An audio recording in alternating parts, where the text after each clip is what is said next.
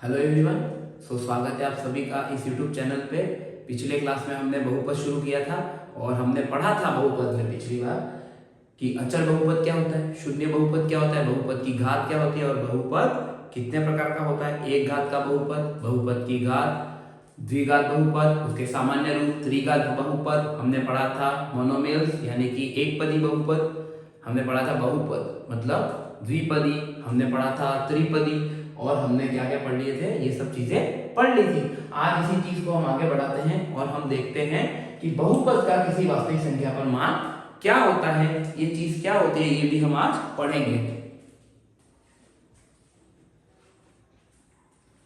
तो हम सबसे पहले मान लेते हैं माना एक बहुपद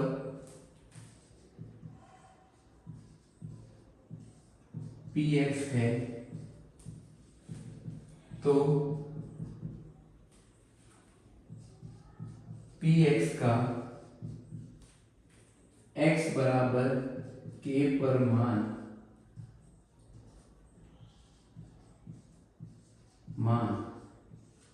जहां k एक वास्तविक संख्या है, जहां k एक वास्तविक संख्या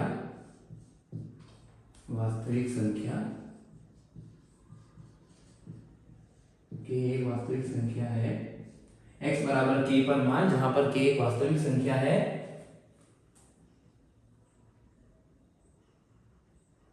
बहुपद में x बराबर बहुपद में x बराबर k रखने पर प्राप्त होता है।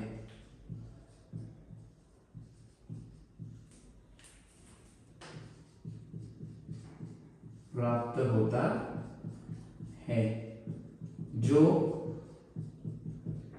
pk के बराबर होता है। जो किसके बराबर होता है, मेरा pk के बराबर होता है। जो pk के बराबर होता है। तो मान लीजिए मेरे पास एक बहुपद px है और वो मुझे कहे कोई भी कि x बराबर k पर इसका क्या निकालूं, मैं मान निकालूं। तो मैं क्या करूंगा, जहां पर भी बहुपद में x दिख रहा है वहां पे मैं क्या रख दूंगा, k रख दूंगा और मुझे क्या मिल जाएगा, pk। और जो क्या होगा, मेरा x बराबर k पे मान होगा। जैसे उदाहरण लिखते हैं हम,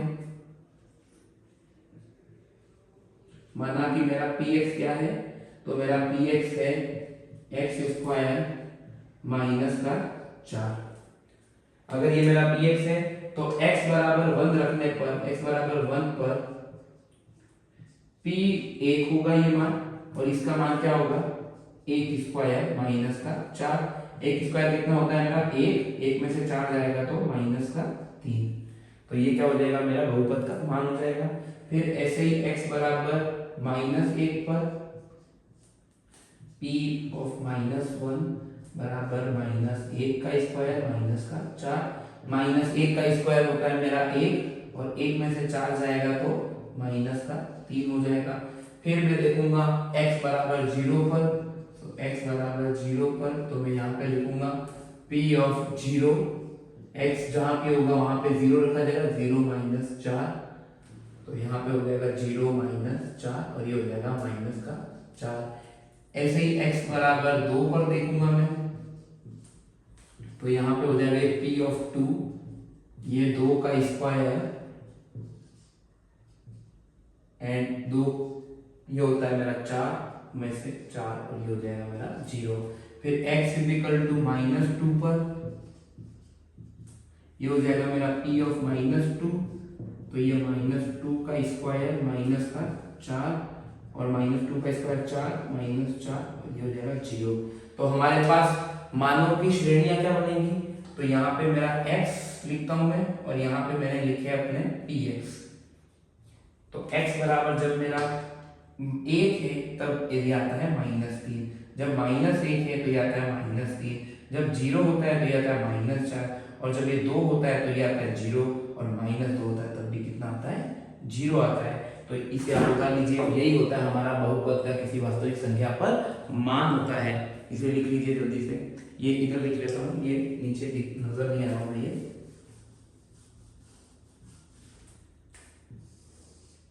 फिर x और एक नया dx, तो यहाँ पे 2 पे 0 और -2 पे 0। जल्दी से लिख लीजिए इसे ताकि हम आगे बढ़ सकें।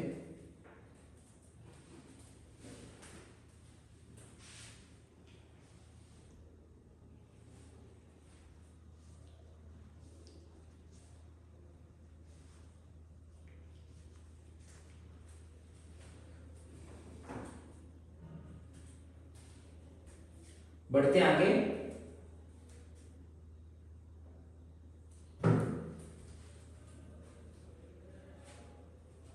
आगे बढ़ते हैं और एक और उदाहरण करते हैं। तो उदाहरण यहाँ पे लिख देते हैं वापस, नया उदाहरण होगा मेरा नया।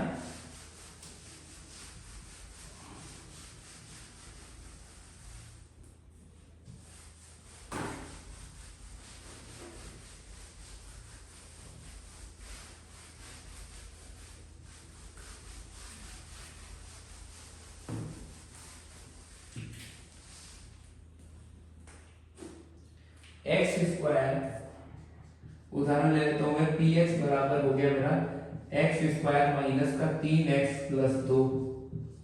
ये मेरा उदाहरण हो गया मेरा। अब यहाँ पे अगर मैं इसको रखता हूं तो x बराबर 0 पर, x बराबर 0, आप x का कोई भी मान रखिए और इसका मान निकाल सकते हैं। तो p ऑफ 0 क्या हो जाएगा मेरा, जहां पे भी x है वहां पे 0 रखा जाएगा। तो यहाँ पे ये 0 रख दिया गया, यहाँ पे 2। 0 स्क्वायर बराबर 0, 3 इंटू 0 0 और ये प्लस का 2, तो ये x बराबर 0 पे 2 हो जाएगा। फिर x बराबर 1 पर on x is equal to 1,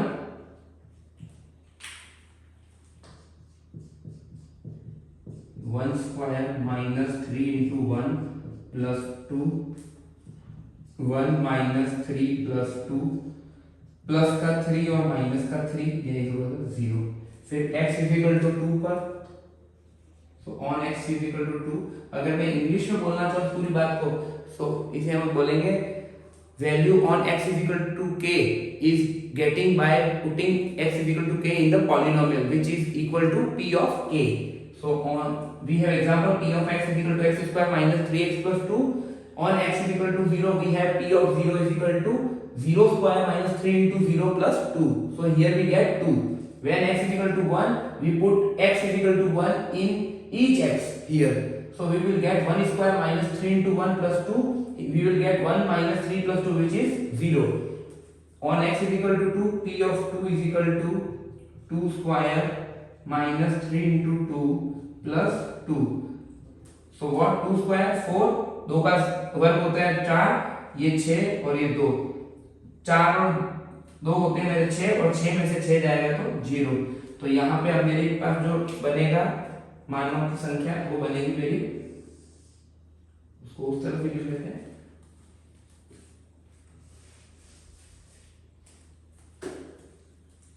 x और एक px, तो एक हो गया मेरा 0, 1, 2, यहाँ पे मुझे मिलेगा 2, यहाँ पे 0 और यहाँ पे 0।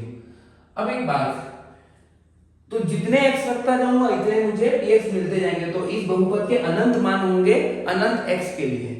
तो ये क्या हो जाएगा, अगर वो अचर बहुपद या शून्य बहुपद नहीं है तो, अगर अचर बहुपद होगा तो क्या होगा, x इज इक्वल टू 1 रखूं, 2 रखूं, 3 रखूं तो भी x का मान यहाँ पे x का पद ही नहीं होगा, इसलिए क्या हो जाएगा, वो अचर बहुपद चेंज नहीं होगा, जो मान है वही रहेगा, इसलिए वो क्या होगा, अचर बहुपद होगा। एक एग्जांपल में देख लेते हैं, px बराबर माइनस का 28। अब मैं x बराबर 0 रखूं तो भी px बराबर क्यों रहेगा, 28 माइनस का ही रहेगा। क्यों, क्योंकि यहाँ x का पद ही नहीं है। x इज इक्वल टू 1 रखूं मैं तो यहाँ पे p 1 हो जाएगा मेरा माइनस का 28। ऐसे ही मैं x इज इक्वल टू 2 रखूं तो p 2 हो जाएगा मेरा माइनस का 28। तो इसका मतलब क्या होता जाएगा, x px, x कोई 0 रखूं, 1 रखूं, 2 रखूं, 3 रखूं, कुछ भी रखूं, ये माइनस का 28 ही रहेगा। तभी तो ये क्या है, अचर पद है। तभी तो ये अचर है। तो पी एक्स बराबर माइनस का 28 प्रत्येक वास्तविक एक्स पर, तो ये क्या हो जाएगा मेरा कांस्टेंट हो जाएगा, अचर बहुपद हो जाएगा। क्योंकि देखिए यहां मैं जब x का मान रख रहा हूं तो जैसे x का मान लेता हूं जैसे मेरा y का मान या px का मान मेरा बदलता जाता है, लेकिन यहाँ पे मैं x का कुछ भी मान रख रहा हूं, y का ये px का मान बदल ही नहीं रहा है। अगर px का मान नहीं बदल रहा है तो अचर बहुपद या शून्य बहुपद होगा, पर ये शून्य बहुपद नहीं है क्योंकि ये 28 के माइनस 28 के बराबर है, इसलिए क्या हो जाएगा ये अचर बहुपद हो जाएगा। तो आप इसे भी लिख लीजिए।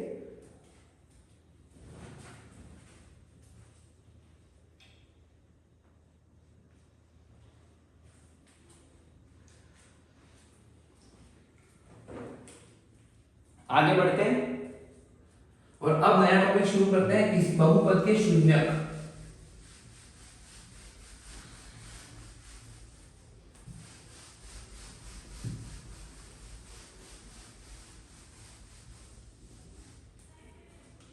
बहुपद के शून्यक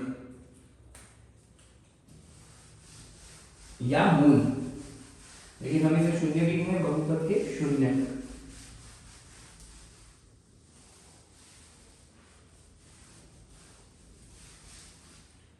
बहुपद के शून्यक, zeros of polynomial, zeros polynomial. तो जीरोस ऑफ पॉलिनोमियल क्या होगा, तो इसकी हम डेफिनेशन लिखेंगे सबसे पहले। वास्तविक संख्या, वास्तविक से मतलब वो परिमेय अपरिमेय कुछ भी हो सकती है, वास्तविक संख्या x बराबर के बहुपद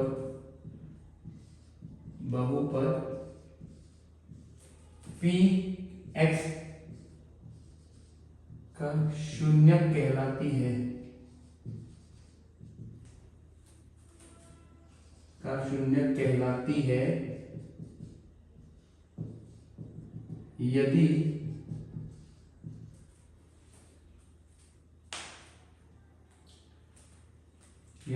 p ऑफ k बराबर 0, मतलब वे x के मान x बराबर k, अगर x बराबर k, अब हमें पता है p के क्या होता है, जब x बराबर k रखता हूं तो वो मान हमें p के प्राप्त होता है। तो यदि p के रखने पर, k रखने पर अगर बहुपद का मान शून्य हो जाए तो वो संख्या कहलाएगी कि मेरी बहुपद का शून्य कहलाएगी। तो लिख लीजिए इसे। तो उदाहरण में हमने लिखा था, उदाहरण में हमारा px बराबर था x स्क्वायर माइनस का 4। तो यहां पर मैंने सारणी क्या बनाई थी, जब x और px के मान रखे हो हमने, तो x जब 0 था तो px था -4, जब x 1 था तो ये था -3, ये 1 था माइनस का तब ये था -3, और जब ये 2 था तो ये था 0 और -2 था तब 0 था। तो हम क्या देख पा रहे हैं, जब x बराबर 2 और -2 है तो बहुपद में मान क्या प्राप्त हो रहा है, 0 प्राप्त हो रहा है। जब x बराबर 2 या x बराबर -2 हो तब px बराबर 0, अतः x बराबर 2 और x बराबर -2 बहुपद px कौन सा बहुपद है, हर बहुपद के शून्यक अलग अलग होंगे, px के शून्यक हैं।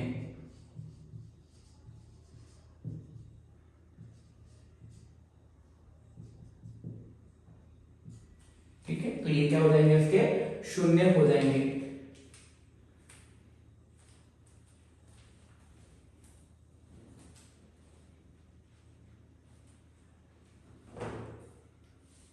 आगे बढ़ते हैं, अगला टॉपिक इसी में है कुछ, ये तो हो गए हमारे बहुपद के शून्य। अब हम आगे बढ़ते हैं और लिखते हैं किसी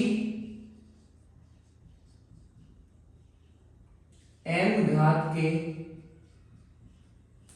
बहुपद px के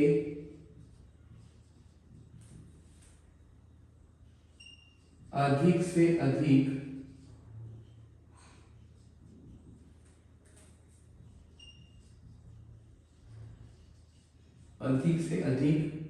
n शून्यक विद्यमान हो सकते हैं।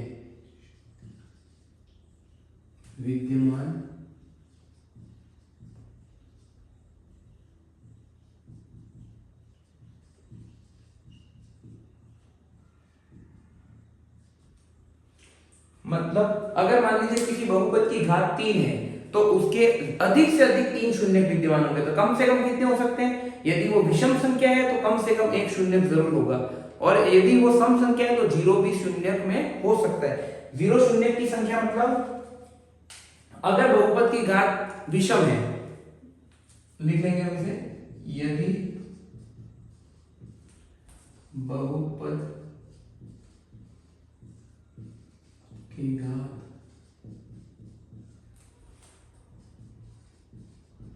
विषम है तो बहुपद का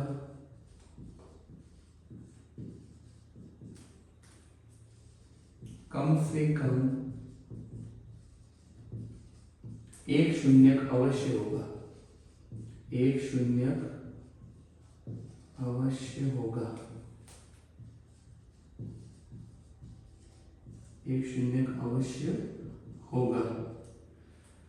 इंग्लिश में बोले अगर any n degree polynomial has at most n zeros, and if any polynomial has odd degree then it has at least one real zero, means एक शून्यक विद्यमान होगा। अचर बहुपद के कोई शून्यक विद्यमान नहीं होता। अचर बहुपद के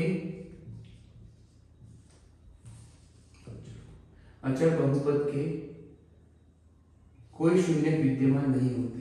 हमने पढ़ा है अचर बहुपद क्या होता है, यहाँ पे px बराबर c होता है और px बराबर c, तो c क्या होता है यहाँ पे? नॉन जीरो नंबर, यानी जो जीरो नहीं हो। जब वो जीरो ही नहीं है तो किसी नंबर पे जीरो नहीं होगा, क्योंकि अचर तो तभी है ना जब x के कोई भी मान लूंगा मैं तो बार बार मान एक ही प्राप्त हो, बार बार एक समान मान प्राप्त हो, और वो जीरो तो प्राप्त नहीं होगा, कभी जीरो प्राप्त नहीं होगा। इसका मतलब वो क्या होगा मेरा? कभी भी जीरो नहीं होगा। अचर बहुपद के कोई भी शून्यक विद्यमान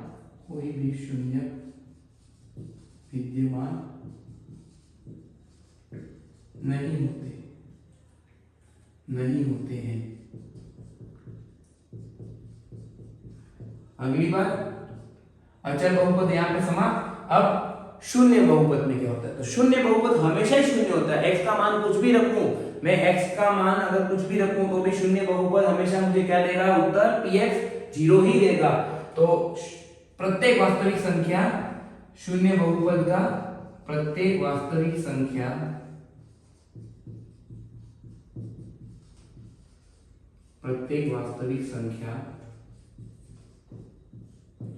शून्य बहुपद का शून्यक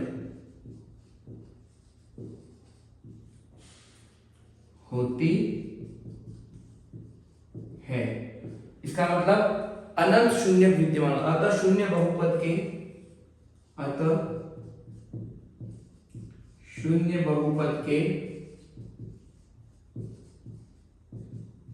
अनंत शून्य विद्यमान होते हैं।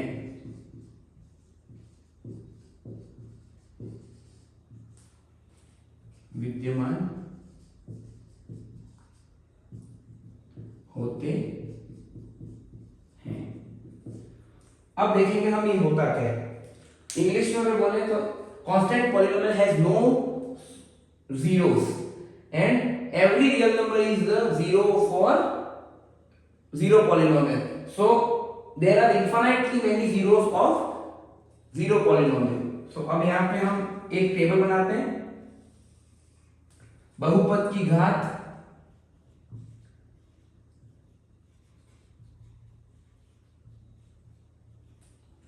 और शून्यकों की संभावित संख्या, संभावित संख्या। बहुपद की घात डिग्री ऑफ पॉलिनोमियल और शून्य की संभावित घात। इसका मतलब degree of polynomial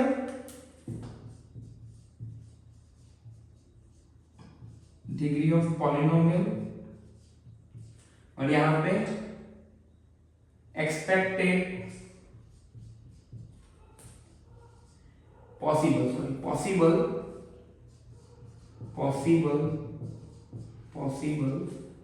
number of zeros, तो पॉसिबल नंबर ऑफ zeros। तो हम अब देखते हैं। तो देखिए बहुपद की घात में ले लेता हूं 0 यानी अचर बहुपद आ गया ये। शून्य बहुपद यानी कि अचर, घात 0 है तो अचर बहुपद, रैखिक बहुपद, द्विघात बहुपद, त्रिघात बहुपद, 4 और यहां से ऐसे बढ़ता जाएगा आगे। अगर शून्य बहुपद है तो उसके अधिक से अधिक कितने शून्य बहुपद की अचर बहुपद की घात कितनी होती है? अचर बहुपद की घात होती है, बहुपद की घात शून्य होती है। तो मैंने बोला है कि किसी भी n घात के बहुपद के अधिक से अधिक कम हो सकते हैं लेकिन n से ज्यादा नहीं हो सकते। तो शून्य बहुपद के अधिक से अधिक 0 शून्य हो सकते हैं। तो संभावित संख्या कितनी है? 0 बहुपद अनंत अचर बहुपद के एक भी शून्य विद्यमान है, तो यही तो लिखा है, कोई भी शून्य विद्यमान नहीं होते हैं। बहुपद की घात एक क्या है? विषम संख्या है। विषम संख्या के कम से कम एक शून्य जरूर होता है, तो कम से कम एक तो शून्य किसका होगा ही। अब देखते हैं, अब बहुपद की घात एक है तो इसका अधिक से अधिक भी एक ही शून्य हो सकता है। देखो अधिक से अधिक एक हो सकता है और ये विषम संख्या तो कम से कम एक तो होगा ही होगा, तो ये एग्जैक्टली एक ही 0 होता है। अच्छा बहुपद की घात 2 है तो ये सम है, तो इसके या तो 0 शून्य होंगे या इसका एक शून्य होगा या इसके 2 शून्य होंगे, 2 से ज्यादा नहीं होंगे। 3 अगर बहुपद की घात 3 है तो इसके कम से कम एक शून्य होगा, क्योंकि ये क्या है? विषम है। तो इसके शून्य कितने हो सकते हैं? या तो एक हो सकता है, इसके शून्य 2 संख्या में हो सकते हैं, या 3 शून्य हो सकते हैं इसके। 4 के इसके 0 शून्य हो सकते हैं, यानी एक भी शून्य न हो इसका, इसके एक शून्य हो सकता है, इसके 2 शून्य हो सकते हैं, 3 शून्य हो सकते हैं और 4 शून्य हो सकते हैं, और ऐसे ही हम आगे बढ़ते रहेंगे। तो ये होता है मेरे बहुपद के शून्य और अधिक से अधिक शून्य। लिख लीजिए इसे जल्दी से ताकि हम आगे बढ़ते हैं।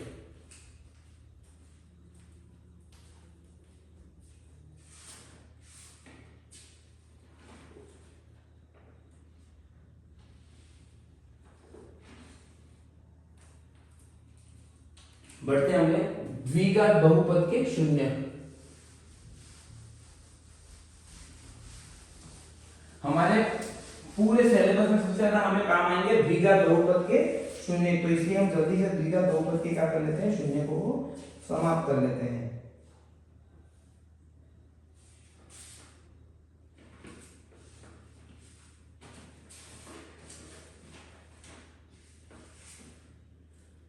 द्विघात बहुपद के शून्य।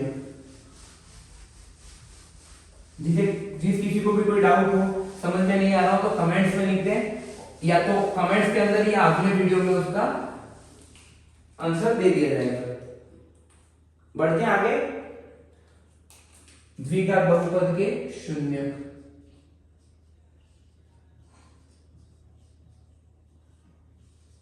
द्विघात बहुपद के शून्य।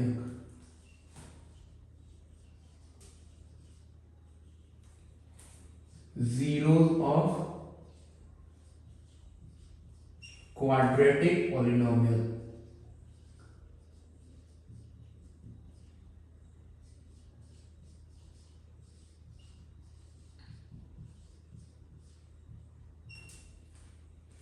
zeros of quadratic polynomial।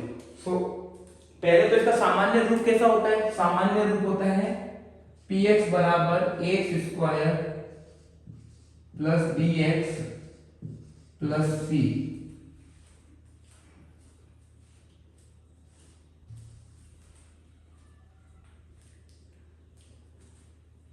के शून्य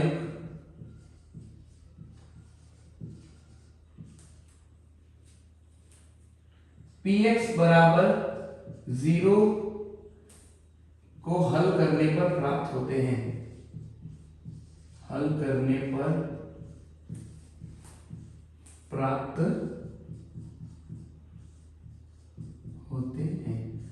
अच्छा, जो x के मान इसको संतुष्ट करेंगे वही तो इसके शून्य होंगे। तो इसके px बराबर ax स्क्वायर, जहां पे a क्या है मेरा, 0 नहीं है, a 0 नहीं है, और b और c a b c क्या है मेरे, वास्तविक है। क्या है ये, वास्तविक है। ठीक है, तो ये हमारे यहाँ पे समाप्त हो जाएगा। अब देखते हैं इसके कितने शून्य हो सकते हैं। तो द्विघात बहुपद के, द्विघात बहुपद के, द्विघात बहुपद के 0, 1 या 2, यानी कि 1, इसको ऐसे लिख लेते हैं कि 0, 1 या 2 द्विघात बहुपद के शून्यकों की संख्या, ऐसे लिख देते हैं, शून्यकों की संख्या, द्विघात बहुपद के शून्यकों की संख्या कितनी हो सकती है, या तो शून्य हो सकती है, एक भी शून्य न हो, यहाँ पे एक हो सकती है एक ही शून्य को, या 2 हो सकती है।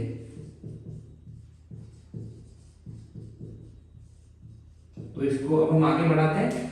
तो यहां पे क्या करते हैं, हम px लिखते हैं, फिर यहां पे शून्य लिखते हैं, और फिर लिखते हैं शून्यकों की यहां पे संख्या। ये हम सब दूसरी प्रश्नावली में करेंगे, अभी मैं सीधा शून्य लिख देता हूं, शून्यकों की संख्या। तो px बराबर हो गया मेरा, यहां पे पहला हो गया x स्क्वायर, फिर दूसरा हो जाएगा मेरा इसमें x square minus 3x plus 2, और एक px हो जाएगा मेरा x स्क्वायर प्लस 1। अच्छा, शून्य मुझे लिखने सिर्फ वास्तविक, वास्तविक।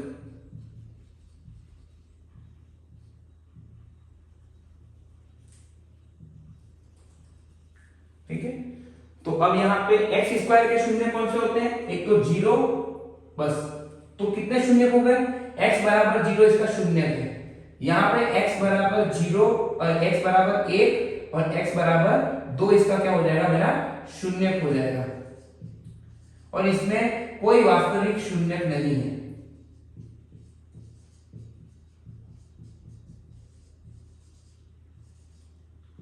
क्योंकि ये हमेशा 1 से बड़ा ही होगा, क्योंकि x स्क्वायर जो है मेरा वो हमेशा 0 से बड़ा मान है, तो x स्क्वायर प्लस 1 हमेशा 1 से बड़ा ही कोई मान होगा।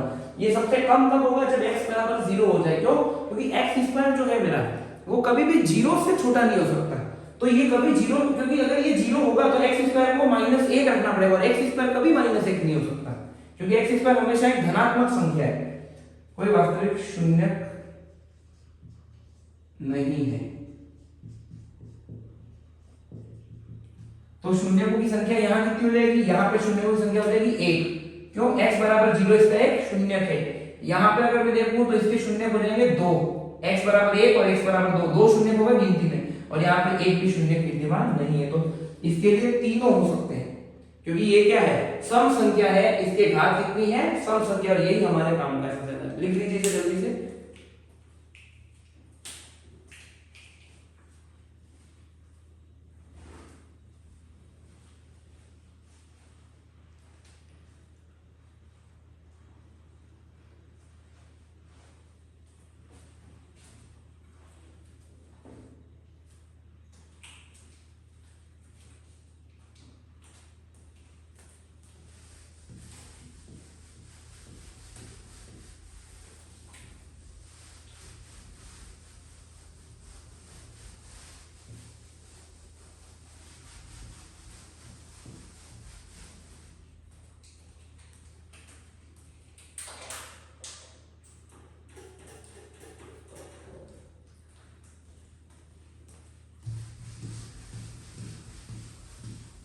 अच्छे से पढ़ाई करते रहिए, किसी को कोई भी तरह का डाउट हो तो मुझसे कमेंट सेक्शन में पूछ सकते हैं, और ज्यादा चिंता न करिएगा, पूरा सिलेबस तो जल्दी से ही हो जाएगा।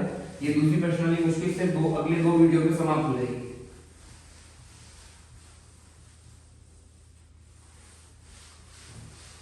आज हम प्रश्नावली 2.1 पूरी कर लेंगे।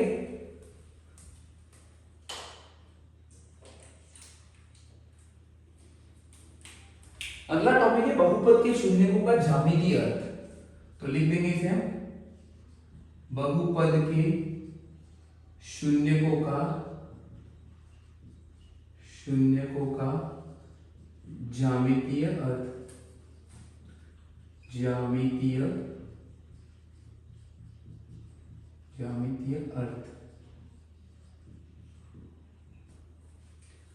Geometrical mean, geometrical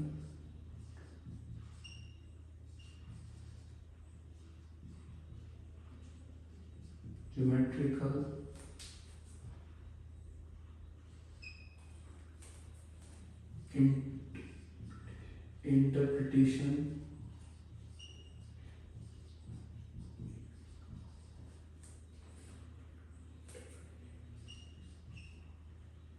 zeros of polynomial।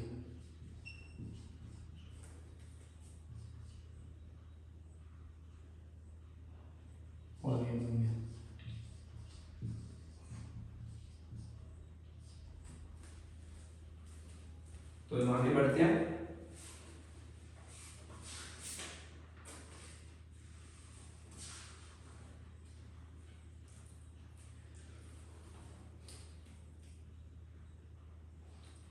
ठीक है, तो ग्राफ खींचना सिलेबस में नहीं है, सिर्फ ग्राफ दे रखे होंगे और हमें क्या करना है, शून्यों की संख्या ज्ञात करनी होगी। तो ज्योमेट्रिकल इंटरप्रिटेशन मतलब ज्यामितीय रूप, मतलब अगर हमें एक ग्राफ दे रखा है तो हमें शून्यों की संख्या बतानी पड़ेगी कि ग्राफ देख के कि शून्यों की संख्या कितनी होगी। तो ये बहुत ही आसान है, लिख लेते हैं सबसे पहले, किसी बहुपद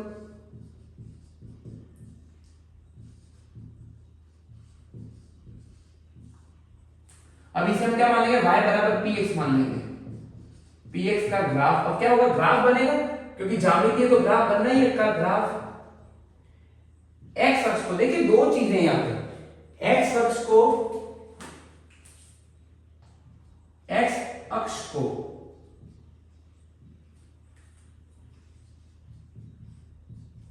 जितने बिंदुओं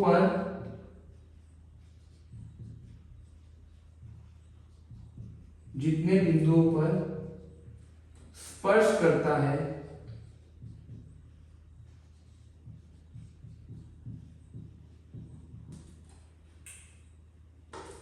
वह जितने बिंदुओं पर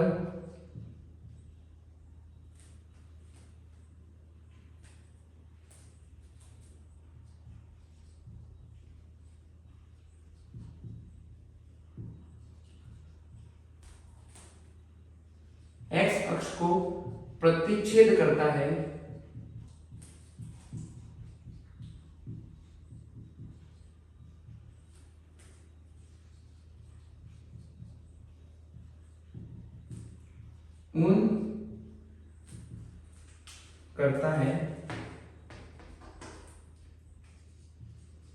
उन बिंदुओं की संख्या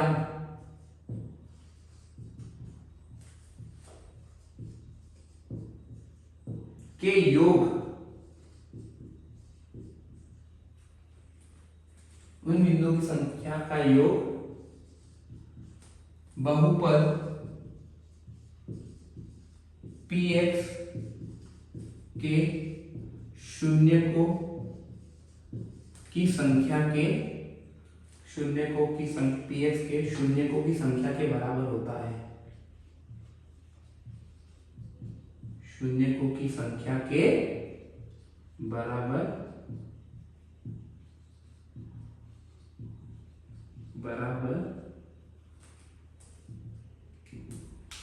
होता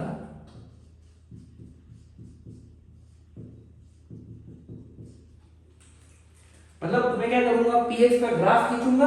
अब मैं देखूंगा कि वो जितने बिंदुओं पे x अक्ष को स्पर्श करता है, वो जितने बिंदुओं पे स्पर्श करता है उनकी संख्या, और जितने बिंदुओं पर x अक्ष को वो प्रतिच्छेद करता है यानी काट देता है पूरी तरीके से, उन बिंदुओं की संख्या का योग किसके बराबर होता है, px के जितने भी शून्य होंगे उनकी संख्या के बराबर होता है। सबसे पहले हम ये देखते हैं कि स्पष्ट करना क्या होता है और काटना क्या होता है।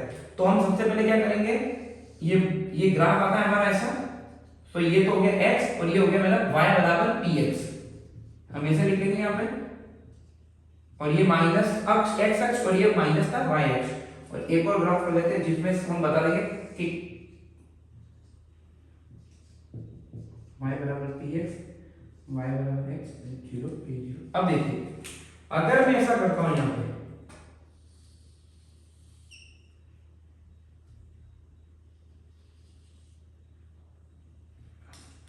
ठीक है, तो यहाँ पे इस बिंदु पे क्या हो रहा है, स्पर्श कर रहा है, ये स्पर्श कर रहा है, यहाँ पे इसको स्पर्श कर रहा है, स्पर्श करता है, अलग किंग से लिख देते हैं ताकि दिक्कत ना आए कोई भी,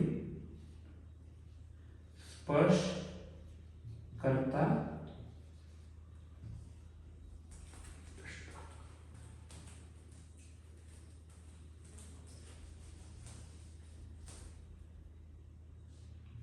स्पर्श करता है।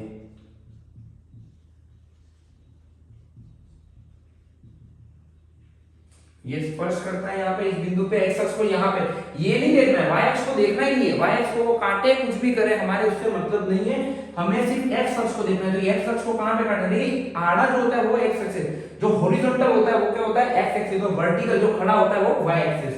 तो सिर्फ x एक्सिस पे देखने के y अक्ष को काट भी रहा है, लेकिन ये नहीं देखना, हमें सिर्फ ये देखना है। और ये क्या होता है, अगर ये हो रहा है तो यहाँ पे ये इन दोनों बिंदु पे क्या करता है, इसको काटता है, ये दोनों बिंदु पे यहाँ पे और ये यहाँ पे दोनों पे क्या करता है, प्रतिच्छेद करता है।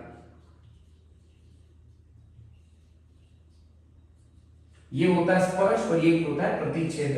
तो ये तो एक बिंदु पे स्पर्श कर रहा है और ये अलग ग्राफ है, ये दो बिंदु पे प्रतिच्छेद करता है।